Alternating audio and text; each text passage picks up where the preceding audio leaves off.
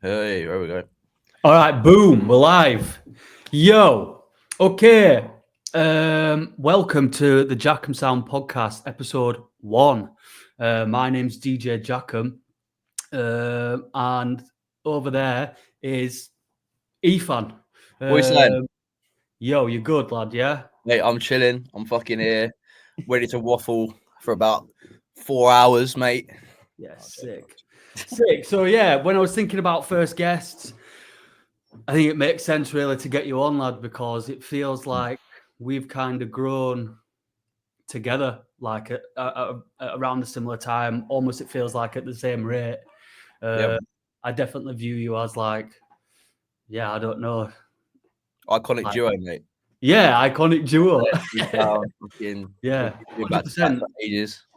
100%. So yeah, I thought you'd be an ideal first guest. So just to let everyone know, I'm not. This is the first episode. I'm going to try doing them as frequently as possible. They're going to be pretty relaxed. So members of the JACKUM Sound Discord will get this, I think, a week earlier. And also, if you're in that Discord, you get opportunities to submit questions for these podcasts and throw a load of dubs in there all the time and other good stuff as well. So there's going to be a mix of just questions from myself and, yeah, questions from the audience. Not the audience, but the Discord. But yeah, let's crack on. Let's crack on. So, how do you think last year went? Which is a bit of a deep question, but yeah, Last week, mate. Last year, not last year week. Fucking hell. Do you know what? I can 100% say it's the maddest year of my life. Yeah. I can't think of there's any moments like there's so many amazing moments in that short space of time that you can't just put on a page. I put up a post about it recently. You physically can't fit it in a post. It's fucking insane, man. We had Boomtown, fucking Reading and Leeds, Australia tour, which was my first tour. I did a UK tour at the end. Obviously the Dizzy Rascal tune, the tune with Seb. Dizzy Rascal tune, lad. You've had a mad year for collabs. Actually, thinking about it, like, yeah, man. Because obviously, I probably know maybe potential stuff that people watching might not, and obviously, I'm not gonna expose any of that or let them know. But you seem to be in the studio with fucking everyone all the time. Like, it's sick. Yeah, man. I'm always trying to get in with new people. Also, the Dizzy tune helped me a lot with like getting involved with the grime scene and that. So I've got a lot of grime MCs and stuff I'm working with now. Yeah. So it's pretty good, man. I'm buzzing for this year, man. I reckon it's gonna be fucking mental. So yeah, it seems mad, doesn't it? Because I was thinking back over 2024, I'm thinking like, what? Like, how can 2025 be better? Do you know what I mean? Because yeah, you don't think it will, but I bet it will, bro. it will, as long as we just keep our heads down in the studio and like, keep working. So yeah, I mean, that ties nice actually that you mentioned grime, because I mean, every time we link up, I feel like we're always talking about like what's next. Yeah. What's next? Like, it's a question that's on my mind all the time. In the scene. Yeah, 100%. In the scene, because obviously this is now Garage's fourth reincarnation or something like that. Yeah. And I always think it's just important for things to change. You know, like with drum and bass is just never stagnant. It might take influence from itself, maybe 5 years, what it was like 5 years ago or something like that, but it always seems to be morphing. And I always think with garage and stuff like that and the stuff that we do, that's important anyway for stuff to progress. But yeah, what I mean, you can talk in terms of just your sound in general or the wider scene at large, but do you notice any patterns? Have you got any hopes for where the sound might go or anything like that? Like, what do you think? I reckon this year it's going to be quite dubstep. I've got a good feeling, because obviously Hamdi last year did a bit with Skrillex, and fucking Taki Newlight is doing his thing. I've just literally, I'm dropping a fucking dubstep tune tonight. Like, yeah, is that one with I can never remember what order the letters are in. Go on, plug that tune. What is that tune? Plug it. It's me, XDBR, and Manga saying hello. Oh, it's sick. Manga's cold, right? So cold. What's it called? Sorry, it's called Safe. Safe. Yeah, sick. But Yeah. I heard that one. It's fucking hard. But yeah, 140. I mean, like from my perspective, that's what I started making 140. Yeah. And I feel like, I mean, I'd love for dubstep to come back. I think it 100% will. Yeah, and it never leaves. By the way, I should say, like, no, it doesn't. Never leaves. It just becomes very popular, and it will become very popular this year, I reckon. Especially as America's now grab hold of it again, but it's more deep, like UK dubstep, like it used to be with Koki and fucking Benga, Scream, and you know the legends in the game. So fucking hopefully this year, dubstep, grime, maybe darker two-step as well, stuff like that. That'll come up. That's what I reckon anyway. Yeah, 100%. I feel like, there's been a lot of experimentation, hasn't there? I think with two-step especially. I know, like, and I know myself anyway. I was experimenting with two-step a lot. Yeah. Maybe took it too far in some certain aspects. There's an audience for everything. There is. There 100% is. And that's what's so special about as well, I think, 130 to 140. It's just fucking so much you can do with that tempo range. Funky, grime, dubstep, two-step, you know, even like dancehall vibes or, you know, whatever. And then 4/4 as well. It's sick. Do you feel like there's more of an acceptance nowadays for like artists to not just make or produce, I guess, one strict style? Yeah, definitely, 100%. I think it's more up to the artist now what they want their sound to be, because their sound is them as a person. For me, I want it to be just the fact that I'm making it, and I will have a consistent type of vibe throughout my tunes, but I'm gonna keep making whatever the fuck I want under Efan, under rave, in the rave scene anyway. And then, you know, that's what I want to be able to do, because I'm a very creative person. I don't feel like I can stick to one thing and only do that one thing. Like I always want to change it up. I always want to try new shit. I just want to see if I can merge genres. Fucking, I don't know, man. It's just something that's really important, I think, as an artist nowadays, is to be able to do everything, especially behind the scenes as well. You can get a lot more placements and shit and production credits and things if you've got a big variety of skills, like a variety of genres. So yeah, 100%. This is something I talk about in the one-to-ones that I do with people, and oftentimes something comes up where they'll say maybe that they're struggling to find their sound, they'll call it, you know, and it's a weird one, isn't it? It's almost like when you've been producing for a certain length of time, you start to pick up these habits and, you know, habits is the word, but there's certain plugins you always go for. There's certain things that you always do with your hi-hats. Yeah. You favour certain things and certain ideas. There's hundreds of little things that all end up adding up to almost like the sonic DNA. So like if Efan made a drum and bass tune, you could tell it's Efan, because you can't quite put your finger on why, but it's all those little things that add up, what you tend to do with your basses and all that kind of stuff. But I think your sound isn't defined by you; it's defined by the people that listen to your music. They'll tell you what your sound is. Yeah, no, that's interesting. That is super interesting, actually, because it's probably stuff that you don't even pick up on, like you yourself, when you're producing. Yeah. And you see someone will go, "Oh, how to make an Efan tune," and it's like, "Oh shit, I didn't really pick up on that," but I guess that is kind of. Do you know what I mean? Yeah, 100%. Well, it's like, I always like analyze people's tunes.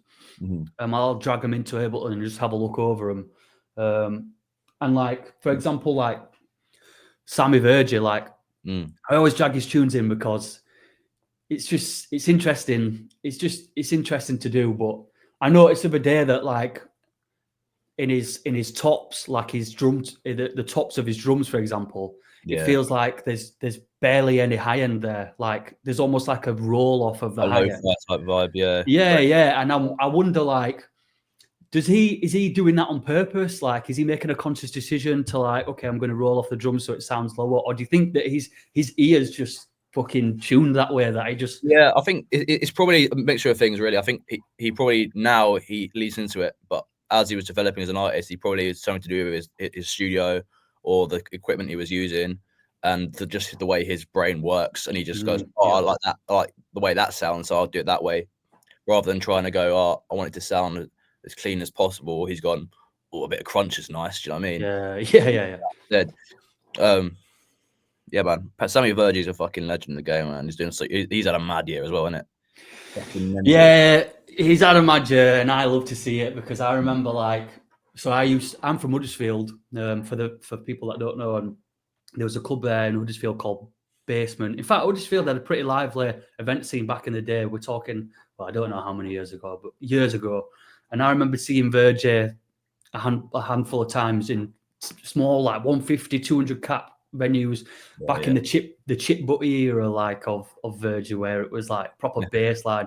And even that stuff back then, I don't think, apart from like obviously Off Me Nut do really sick bass line, but I still haven't heard like bass line that sounds as sick as what he was doing back then.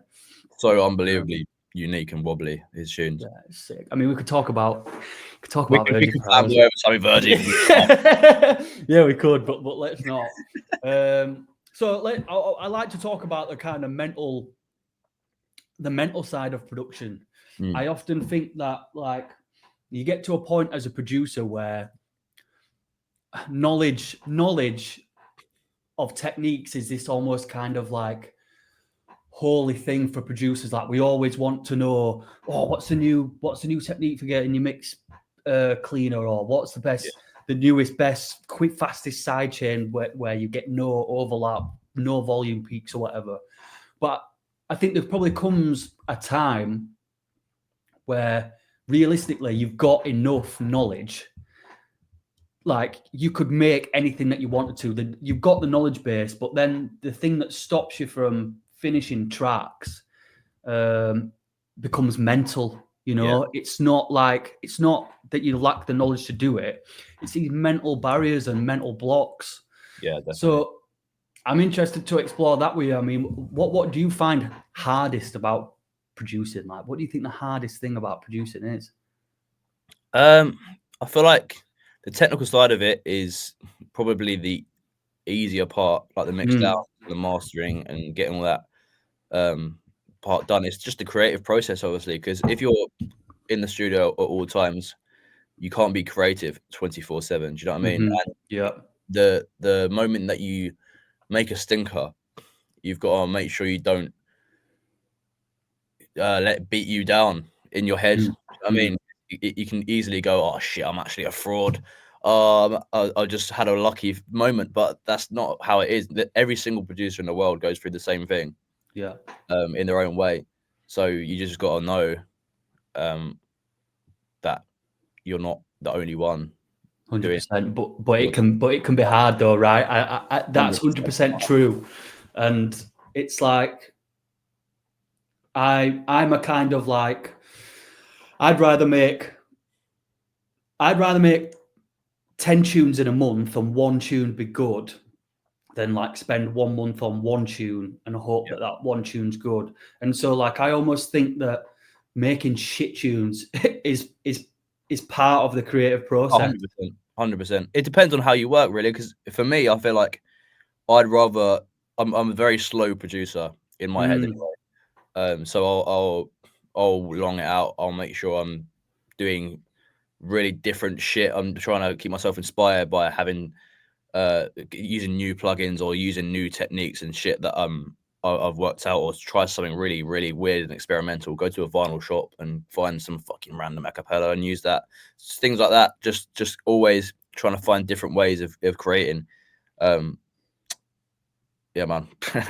Yeah. So I guess like, well, you might have already answered it, but what I was also going to ask is like, imagine you're having like a bad week in the studio, like you can't produce anything. Have you got any go-to things that get you out of that, like that funk, that like shit headspace? Like, is there anything that you kind of do to get yourself back in? A lot of people say oh, just keep writing tunes, keep writing tunes, keep writing tunes. But honestly, if you need a break, take a damn break. Yeah, you know what I mean, because you can't overwork yourself. That's interesting because I am one of those guys that you just said. Like I won't take. I fucking won't. I'll just Yeah. I'll That's just the whole thing of if you work harder, you get better results. You do, obviously, but you've got to work smarter as well. Otherwise, you burn yourself 100%. out, and your mental health won't be in the right place to be able to be creative at your highest level. Yeah. So I think definitely take a break, but don't take a break just for the sake of taking a break. Do you know what I mean? If you can work. If you've got time to work and you're feeling good, work. Do you know what I mean? But if you're sitting in the studio feeling, oh, this is shit, man. I can't write today. I can't. Just go and do something else, man. Go and meet your mates. Just fucking enjoy yourself. Yeah, that's so true. And I think I need to constantly remind myself to do that. Like, Yeah. 100%. There was a time like this past year. Excuse me. This past year, like I didn't really see my mates that much. I didn't really make time for family and stuff like that because I've just felt this need that like, oh, I need to be in the studio 24/7. Yeah, you feel guilty for not doing it, right? Oh, massively. And I think that comes from because I was blessed enough that this year I was able to quit my day job and go full time with music. And I had this mindset that was left over from the days of the 9 to 5. So the 9 to 5, I go do the day job and I get back home, say 5:30, 6 o'clock, have tea, and then it would be like, right, I need to lock in because I hated the job. Yeah. Hated the fucking job. Loved music and was like, right, well, I need to work. I need to outwork everyone else. I need to be in the studio every spare second I get. Yeah. And it's kind of a double-edged sword because I think doing that did put me in a position where I was of course able to quit. But then also now that I'm full-time music, I still have like a bit of that mentality in the back of my head where if I'm not doing music, something in my brain's like, yo, what the fuck are you doing? Like, get in the studio. But 100%, man. But then now I'm trying to make more time for friends, make more time for family, and I think it is positive. But there's still that little thing in the back of my brain that's like, lock in. It'll always be that. That's just part of you. That's the part of the way. But there's a quote, isn't there? Like, those who work the hardest feel like they're never working, and it goes vice versa. Yeah. So we'll put that on your grave, lad. Efan, Efan quotes. That's not my own quote, but you know. Well, it's probably Socrates or something like that. Something like that, yeah. Yeah. Okay. So, do you ever feel pressure? And I'll kind of expand on that. But do you feel pressure in terms of your output, what you're making? Do you sometimes feel like, do you ever start a track and think, I like this, but I don't think it's what people want to listen to? Yeah, definitely. Because there's obviously you're going to be self-conscious in certain ways. Like if someone comes through, like there's an amazing artist comes through, and just fucking skyrockets, and you're like, holy shit, what is he doing, right? What can I be doing to get to that level? Do you know what I mean? But realistically, you've got your own thing, you've got your own sound, and you'll have your time. You just got to put your work in your way. But yeah, man, what was the question again? Fucking no, it was about pressure and feeling pressure versus what you want, what you feel like people want you to make versus what you actually do make. But I think you struck an interesting, you touched on something interesting there when you talk about like, say a new producer that's absolutely skyrocketing or something like that, and you kind of almost feel this pull to figure out what it is that they're doing and do it yourself. It's interesting because there's a kind of thin line there, isn't there, where between the broader trend within a genre and also complete and which is fine, like a broader trend within a genre. Let's say like when Speed Garage started happening, that was a kind of broad trend, which is fine to kind of try and maybe use in your own productions. But then it's a thin line between, or are you just trying to fucking do what this other person's doing? Yeah. It's weird, right? Yeah, it's definitely weird. I feel like when you're starting out though, it does help to not copy, but emulate what other people or your inspirations are Yeah, doing. Just 100%. and then Yeah. eventually you will come up with your own things and your own creativity, and you will come up with your own sound that people define for you.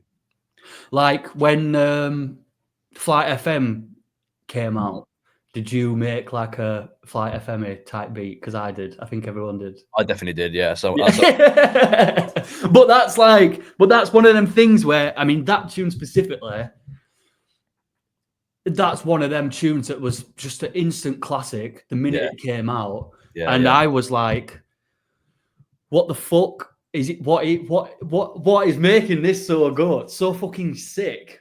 Yeah. You focus on all the little elements and you try and implement into your music, yeah. But 100%. I feel like if you don't do that, you don't progress anyway, because it all comes from people taking inspiration from different places and learning and then creating their own ideas, and then people will take those ideas and develop them more, and then that's how genres will keep morphing into different things. Yeah, doing that 100%. Because even like I even noticed, and I'm not saying that Disclosure. I'm not saying that the example I'm going to talk about is Disclosure. In Two Minds. Yeah, that tune. That's very Flight FM, right? I would say. Do you think it's got that same beat where it's like boom, boom, boom, boom? You know what I mean? And I wonder, like, oh, okay, so is that? Or do you think that they've become influenced by Flight FM with that, or do you think it's just a broader trend? But no, I think there's definitely influence there for the timing. And it probably is also to do with labels. So you'll give a label a tune, and sometimes they'll go, "Oh, can we make it sound like this tune that's just blown up?" You know what I mean? So have you had that before? Yeah, 100%. Really, lad? Yeah. Major labels in it. That's their thing. Majors, yeah. Let's not get into maybe we won't get into majors on the first episode. Yeah, let's not spawn kill our chances of landing a deal. Yeah. Yeah, spawn kill all my days. But yeah, sick. So what motivates you to finish a track?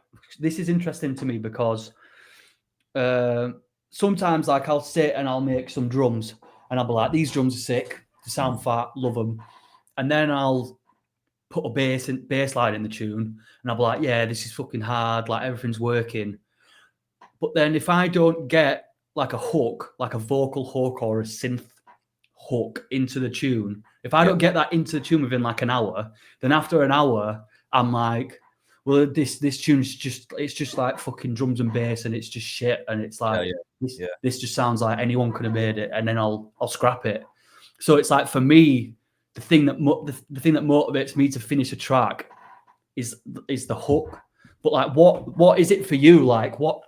It might be hard to put into words, but what makes you think, right, this is definitely getting finished? For me, I just really enjoyed doing the mix down process and push the loudness, and I love that because you can be so creative with it if you want, and I just enjoy it. And the mastering, I've been developing my mastering skills as much as I can. So it's a good excuse to do that. Do you know what I mean? To finish a tune. But also, a lot of times I get what you mean, because you'll just become interested in the tune that you're working on. So just put it aside. Literally, just bounce it out as it is. Put it to the side in a folder in SoundCloud, and then there'll be an opportunity that opens up for it. For example, for me, Courvoisier wasn't all one session deal. That was Badger came down to my studio probably 6-7 months ago. We made that tune with a different vocal, with like a vinyl sample that I pulled out of my local vinyl shop. Made a bassline tune out of it, and then never happened, and nothing ever happened with it. And then it just sat in my SoundCloud folder. Temps came through to the studio. I just played him a bunch of tunes, and he loved it. He's like, "This is the one. This is the Courvoisier." That tune's fucked, by the way, and it seems perfect. It seems like made for temps. Just high energy.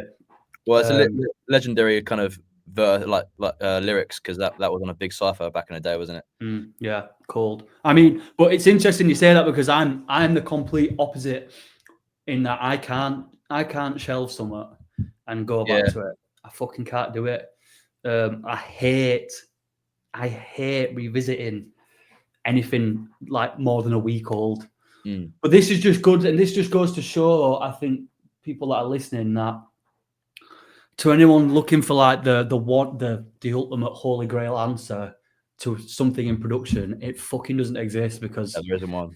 it just doesn't exist, because everyone's just on something different. Yeah.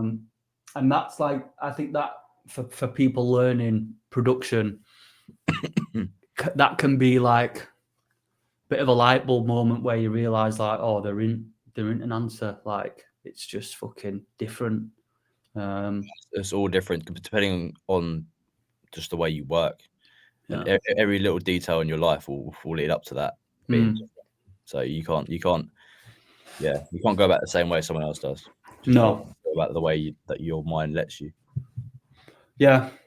So this next question is just one word answer, please.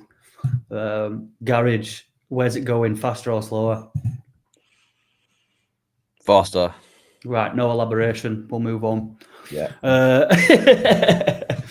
I was hoping you'd say slower so that we could be. I didn't say I wanted to go faster. Oh no! Oh, we can't go any more detail apparently. So right, let's get into a few of these Discord questions. Wait. First question is from Khan K. Which artists have influenced you the most? Ooh. It's a weird one because I've got a very wide different variety of music taste. But I guess Disclosure, people like Disclosure, Fergie, The Prodigy, Champion as well.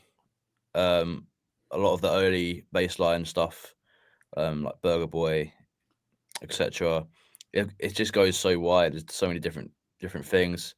And obviously, a lot of the tunes that are coming out now, if I hear a banging tune, I'm like, this is sick, and I take kind of inspiration for that in a way. Just I guess that's interesting, because I can maybe hear Virgin there, but like they almost don't add up to Efan. But not that they necessarily should do. I think the things that we take influence from are kind of almost like subliminal sometimes in a way. But yeah, it's interesting. And Champion, shout out to fucking Champion, because he's been so sick for so long, right? He's a genuine legend in the game, yeah. 100%. He's fucking mad. Like, I've never heard a bad tune. I've never heard a bad tune from Champion. And like Gunshot, lad. How old is Gunshot? Fucking, it's a lot. Let me have a look. Is it 10 years? No, it can't be over 10 years. Let's have a look here, because fuck me, lad. So it got uploaded to Deep Rock 8 years ago. So I don't know if it's exactly 8 years or what, but that tune's 8 years. If that tune came out now, people lose the fucking minds. Champion. Yeah. I play it out all the time, man. It's like one of my favorite tunes to play. Yeah, I need to I keep thinking I need to start playing that out again, but I just fucking don't. But yeah, sick. All right, cool. Yeah, nice one. Favorite set you've ever played? Rats asked that question. Big up Rats. I'm torn between two. It's either our Boomtown set, which was hilarious. Yeah. And then I did a set in Sydney in Abercrombie. And the crowd were just absolutely on one. It was fucking brilliant. Yeah, I remember you telling me that. And it's interesting because Abercrombie, when I played over there, should I say this? It's fine. Abercrombie wasn't the best show I did in Australia. But yeah, it was popping off for you. But maybe that's Perth, right? You said Perth. Perth was probably my best show, yeah. But Australia, as a whole, Australian crowds are pretty mad, right? Yeah, brilliant. Yeah, feels like they're hungry. New Zealand are wicked crowds. Yeah. It feels like they're just fucking hungry for it, don't they? They're just fucking. Yeah, well, they are. It's fresh over there, and as soon as like an artist comes over from the UK or whatever, they're like, "Holy shit, let's fucking get on it." So that was going to be a bit mad. Imagine a JACKUM Efan Oz tour. It'd be fucking gas, lad. It'll happen at some point, surely. Yeah. It's like it's in the stars, mate.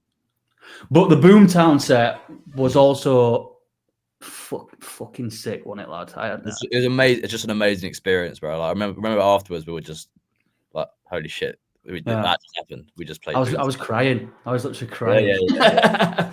But that felt like, because I get mad imposter syndrome. Do you get imposter syndrome? Yes, 100%. I get really bad, and like I'll make up in my head that certain fucking DJs don't like me, or fucking just all this fucking stupid shit. So for anyone out there that gets that, yeah, we get that as well. But yeah, that's pretty normal. I imagine it's probably pretty normal. Yeah, it will be. Especially as a solo artist. But after that set, it felt like we're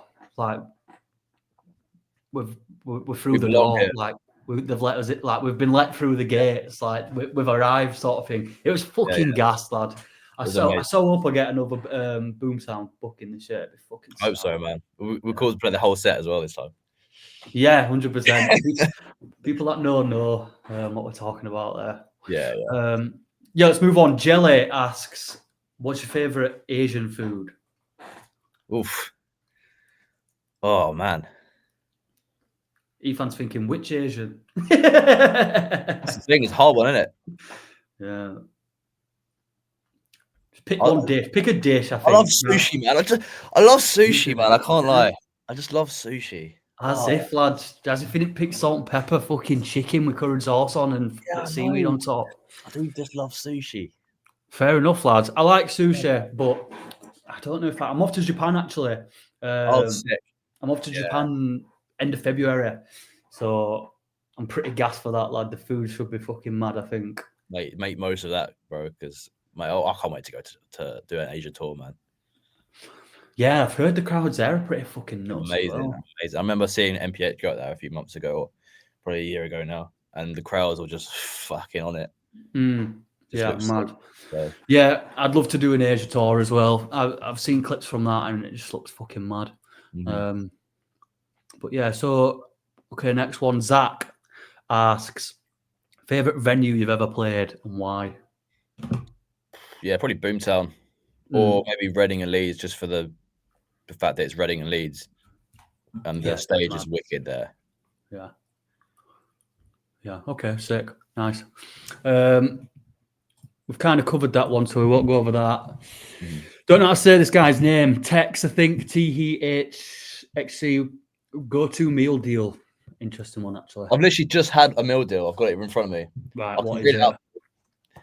Right now, at this current moment in time, it's ham and cheese sandwich with mayo. Okay. Can't go wrong, mate. Can't go wrong. I've got these flame grilled McCoys, mate. Ooh. Yeah. And then a Red Bull. And a Red Bull. Like, did you get a big? Did you get a big Red Bull with that? Yeah. Is that included in the meal deal, lad? Yeah, man. Size of your fucking head, lad. Yeah, don't know how I feel about that. It changes though. It changes. Depends what they have, you know.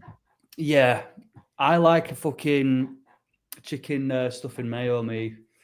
Yeah, I can do that. And I like baked. You know the baked Walkers, lad. Oh yeah, what the crinkle? Like, kind of crinkle. Yeah, the cheese onion ones are them, and a fucking full fat Coke, lad. Oof. Fair enough. The choices, mate. You now this question is from Brutalist. If you want to censor this question as to not upset anyone, you can. But it's what is the worst set you've ever played? Now you don't have to give the city or the promoter if you don't want to, or you could just tell me a funny story from a terrible set. But yeah, I don't really. To be honest, in my head, I don't think I've had a terrible set because I've just, even if it's been playing to like. I know for a fact, me and you together have had a terrible set. Oh, okay, I know what you're talking about now. I do remember that one. But it was low-key fun as well, though. It was fun. It was fun. So it's not terrible in a different way. Do you know what I mean? Yeah. Even when I've played to like 3 people in some random obscure town, and it's just still fun. You can enjoy it. You can try and do shit that you wouldn't do in front of a massive crowd to break the seal. Like I remember, I like to do a little bit of scratching here and there if I can, and I did it first at this one place, not the one you're talking about, but the one with 3 people. I think there's 3 people there or something. I just did it there. Just I know where you're on about. Yeah, you know what I'm about. Yeah, Yeah, I know. yeah, I yeah. know I know the show. People are gonna be like fucking dickheads. Why aren't they just fucking telling us, man? We're the promoters on it. We can't out. But the promoters are fucking lovely as well. They're proper Yes, nice. they're proper lovely guys. Proper lovely Yeah, guys. yeah, yeah. You are right. Those quieter shows, um, you can it almost takes the pressure off. Like Yeah, I played at a festival in Seville, and it was a breakbeat festival. Now it wasn't like UK breaks for anyone listening. It was like European breakbeat. So do you know what that sounds like, lad? not exactly. It's kind of like it's not my cup of tea at all. It's really chunky. Like I'll send you some examples afterwards. Yeah, Some yeah, people might know what I'm talking about here, but it was not. It does not sound like what I play in the slightest. yeah. And I was booked. I played at 5 a.m. at this festival, and lad, I cleared the stage in 2 songs, and it was like 1.5K, 2K stage capacity. I shit you not, lad. Within 2 tracks, the entire fully packed crowd was gone, bar like 5 people left. That's unfortunate. And at first, it's like in a situation like that, it almost just alleviates all pressure because you're like, right, well, I'm playing to no one, so I'll just fucking have a laugh and have a beer and just fucking, I'm playing whatever music I want through these huge speakers. Yeah. Like, fuck it, let's just have a laugh. So it is what you make of it. But I mean, do you ever feel? You always strike me as quite a confident DJ, especially when I play with you. It seems like oftentimes when we've played on the same lineups or together, like I'll come off and I'll be quite bummed out about my sets or stuff like that. But you always seem quite positive, I think. Am I right there? Or you can, as a DJ, you can look into the details of things and go, oh, I clanged that mix slightly and stuff like that. But realistically, if the crowd had a good time, the crowd had a good time. Yeah. Do you know what I mean? Yeah. I've messed up so many mixes that we've done together. 100% I've done. Yeah, and people probably don't notice as much as we do in the moment, I guess. No, of course not. Of course not. One thing I've noticed, lads. Sorry, go on, lad. No, go on. No, it's one thing is you're a DJ. It happens. Do you know what I mean? You just gotta move on from it and just rid the crowd. 100%. What I was going to say is that I've noticed that the shows where I don't drink, I don't tend to drink that much at shows anymore, apart from ones where I'm absolutely shit myself, like Boomtown, and I feel like I need 1 or 2 just to get in the headspace. But the shows that I play sober, I can be much more subjective about how I did. Like I can kind of, you can criticize yourself and look back on what you did, and but I can be much kinder to myself when I'm pissed. I'm like, oh, I'm fucking shit. Like I come off super bummed out, like fucking whatever. But then if I play sober, I can be like, yeah, well, there was that one mix, but it was the show was good. Like the show was sick. I mean, what's your relationship with drinking and performing? Before I started gigging, I did drink quite a lot of the shows. But I learned very quickly that is not something you should do. I think, especially if you're traveling the country by yourself, don't drink at every show. Even most of the shows, I kind of just try to drink when my mates are all there and stuff now. So it's more of just a social thing. But you don't want to end up relying on drink to get you through the set or anything, really. 100%. It's an interesting one, right? I mean, I don't know if it's like an age thing for me. Like, had I got to the point where I am with my career now, if that had been like maybe when I was 19, I think I would be dead. I think I would be fucking dead. Like it's probably a saving grace that it was a bit slightly later on. That stuff started working out for me. I guess like for me, a big part of it as well was like I would hate to like come away from a show and the promoters or the event staff be like, he was a fucking knob, wasn't he? Do you know what I mean? Like I would hate enemies in the game, man. Yeah, I would hate for them to be like, what a fucking pissed up prick, or I don't know.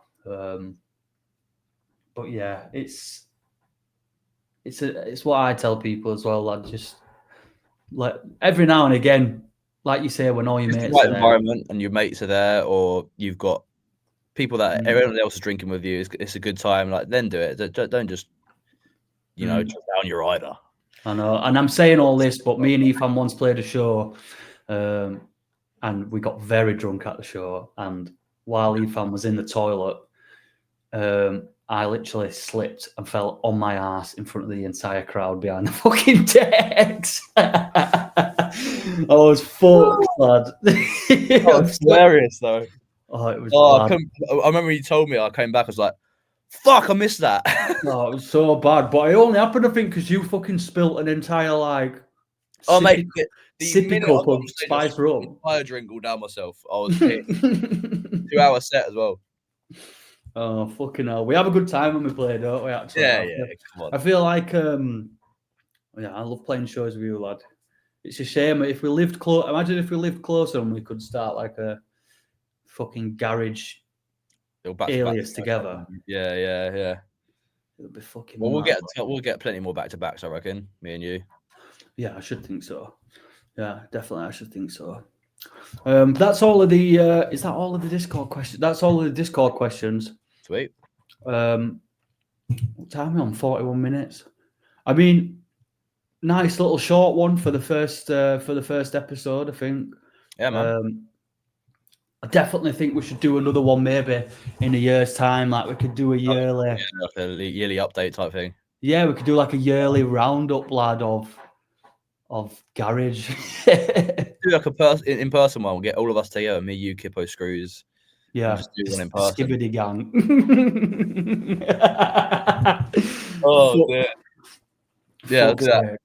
Nah, yeah, that'd be sick. I mean, that's the plan for this, lad. Like, obviously, one day, I'm hoping if it starts picking up, like, I can get an actual physical studio vibe going on, which could be sick. But yeah, I guess let's leave everyone on 3 producers that you think people should keep an eye on this year. Okay. Number 1 comes to my head, Chesco. Yeah, he's fucking cold. Unbelievable producer. I want to get him on this podcast. I don't know if he's built for it or not, but definitely if you can. Yeah, he's a very, very good producer. Yeah, Chesco's fucking sick. Okay, Chesco or Sesco, however you say it. I'm trying to think of people. There's so many people coming to mind. XDBR. He's wicked, man. He's got his own very unique sound. Like, when I'm looking for new producers and stuff, if they got a very unique, personal, new sound, then that impresses me most. I'm like, okay, let's get him on a fucking tune. Do you know what I mean? Yeah. That's what happened with this tune that's coming out tonight. Who else? Fuck. You are right in that, like, it's so important, like, individualism in, like, production. Like, you don't have to fucking reinvent the wheel or anything like that. But the amount of promos I've opened that have just been another speed garage track. It brings something different to the table. If you want to catch on to you have to. Yeah, have to. Or like another Efan rip-off. Like, it doesn't have to be crazy, guys. Like, even if you just do something slightly different with your drums, you use different samples or different vocal vibes, or it's massively just do something completely personal to you, and once you've done it and you've made it a thing, you'll be like, yeah, this is fucking sick. I'm so glad I did this. Yeah, 100%. I think it's so you. Okay, one more. I only get one more. You can have 2 more if you want. Keep going forever. Baller's fucking cold. Yeah, unbelievable producer. And I guess Kippo, man. I think Kippo deserves so much more recognition. Yeah, but you have to say Screws now, because I know, but Screws is doing it. Do you know what I mean? He's doing it. Yeah, already. No, that's true. That is true. Like, Kippo doesn't get the recognition he deserves for his production, man. Well, obviously Screws. Yeah. Nah, Kippo's fucking mad, isn't it? Have you heard Kippo's like drum and bass stuff that he was doing before? Because even that's fucking mad. It's just so he's got the most unique sound I've heard all year. Yeah, you I can mean, tell. You can tell a Kippo's track instantly because it's instantly. absolutely fucked. Yeah. Every time I get a promo from him, I'm like, fucking yeah, I knew Yeah, it. get in. So In fact, while we're on it, are you getting Millet? Are you getting promos off Millet? Millet. I don't know. Right. Hopefully, maybe. Listen to me. Listen to me. You need to fucking get onto Millet, lad. Millet. He's in Leeds. I don't know if he's from Leeds or he's living in Leeds. I might even be wrong about Leeds, but I'm pretty sure Leeds. I feel like I've heard Will Millet. Yeah. Yeah. Yeah. Are you listening to him, lad? Because they're fucking insane.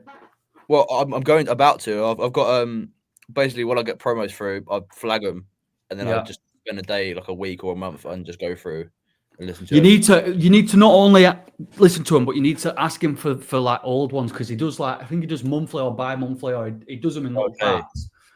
But he's so good, lad. He gets Yeah, he needs way more let me go recognition. on, follow him on Instagram, make sure I've got him.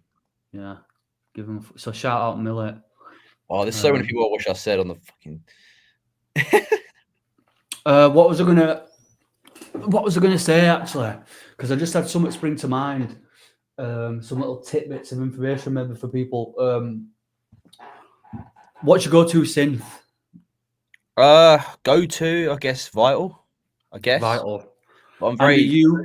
Are you like are you a in the synth guy or are you like more of a post-processing guy? A bit of both, really. Depends on the sound I'm trying to achieve. Yeah, but I do use a lot of different synths. I'll use the whole 4 really: Massive, Vital, Serum, Reason, Rack, Subtractor. Yeah, you know. I need to get that Subtractor rack, but I've just got all the wavetables in Vital, you know, from Reason. Yeah, I feel like the output on the Subtractor gives you a slightly older sound though. And is it the filters as well? Do you think because filters, yeah, they're really you can make them proper whap like proper juicy, lad. Yeah, wobbly as fuck. That's the Burger Boy synth that. Yeah, cold. Yeah, man. All right, well, blessed. Well, Efan, thank you for coming on, lad. Yeah, same time next year. Sick, man. All right, blessed. All right, bye, everyone. Kid, sweet.